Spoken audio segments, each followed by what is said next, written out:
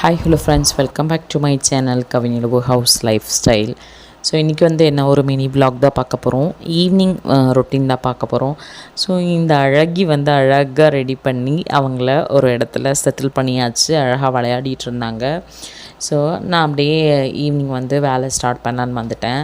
பெரியவங்க என்ன பண்ணாங்கன்னா, பெரிய பொண்ணு படிச்சுக்கிட்டே டிவி பார்த்துட்ருக்காங்களாம். டிவி பார்த்துட்டே படிச்சுட்டு ஸோ இன்றைக்கி kitchen full and full deep clean பண்ணிடலாம் அப்படின்னு சொல்லிட்டு தான் கிச்சனுக்குள்ளே வந்தேன். சரி, நம்ம இதை வீடியோ எடுத்து அப்லோட் பண்ணலாம் அப்படின்னு சொல்லிட்டு உடனே வீடியோ எடுக்க ஆரம்பிச்சிட்டேன். ஸோ கிச்சன்லாம் ரொம்ப அழுக்காக இருந்துச்சு. அதனால் என்ன பண்ணிட்டேன்னா, அந்த கவுண்டர் டாப் ஃபுல்லாக அதெல்லாம் எடுத்து சிங்கில் போட்டுட்டு எல்லாமே ஃபுல்லாக வாஷ் பண்ண ஆரம்பிச்சிட்டேன். இதில் என்ன ஒரு டிசப்பாயின்மெண்ட்டுனால், கீழே வாஷ் பண்ணும் போது தண்ணி கீழே டக்குன்னு வந்துடும். ஸோ அதுக்கு தடுப்பு மாதிரி எதுவுமே கிடையாது.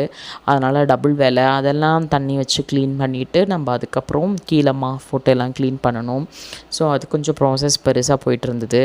அதுக்கப்புறம் இடையில நம்ம க்ளீன் பண்ணும்போது இடையில கொஷினைஸ் பண்ணுவாங்க. கொஷின் பண்ண கேட்க சொல்லுவாங்க, அதுக்கு ஆன்சரும் சொல்லுவாங்க. ஸோ அந்த வேலையெல்லாம் ஈவினிங் ரொட்டீன்ஸ் நார்மலாக நடக்கிறது தான். அதெல்லாம் முடிச்சுட்டு ஹெவி பாத்திரம். ஏன்னா மார்னிங் பாப்பாவுக்கு பேரண்ட்ஸ் மீட்டிங் போயிட்டு செம்ம டயர்டில் படுத்தாச்சு. அதனால் ஈவினிங்காக தான் எழுந்திரிச்சோம். ஸோ அதுக்கப்புறம் எல்லா பாத்திரத்தையுமே வாஷ் பண்ணிவிட்டு கடன்னு நைட்டு டின்னர் செய்ய ஆரம்பிச்சிட்டேன். நைட்டு சாப்பாடு என்ன பண்ணலான்னு யோசிச்சுட்டே இருக்கும்போது டக்குன்னு ஒரு ஐடியா வந்துச்சு. ஸோ எக்கு இருந்துச்சு. நம்ம கொத்து சப்பாத்தி மாதிரி பண்ணிடலாம். மாவு கொஞ்சம் லெஃப்ட் ஓவர் சப்பாத்தி மாவு இருந்துச்சு. ஸோ எவ்வளோ பாத்திரம் பாருங்கள். 2 தக்காளி எடுத்து வச்சாச்சு. 2 தக்காளி, 1 வெங்காயம், 2 வெங்காயம், கொஞ்சமாக இஞ்சி பூண்டு எல்லாமே கட் பண்ணி வச்சுட்டு ஒரு பாத்திரத்தில் ஆயில் போட்டு சோம்பு போட்டுட்டு இஞ்சி பூண்டு போட்டுட்டு வெங்காயம் போட்டு தக்காளி போட்டு நல்லா சாட்டே பண்ணிக்கணும்.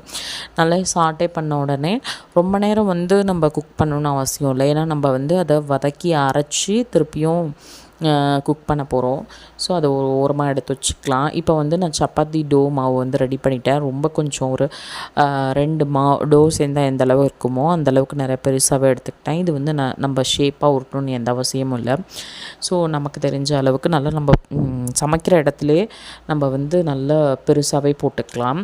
ஸோ இது நல்லா குக் பண்ணி எடுத்துட்டு பக்கத்துலேயே நம்ம அரைச்சி வச்சுருக்கோம் இல்லையா, அதிலே கொஞ்சமாக லைட்டாக ஆயில் விட்டு கடுகு போட்டு அரைச்சதை மிக்ஸ் பண்ணி இது பண்ணிக்கலாம்.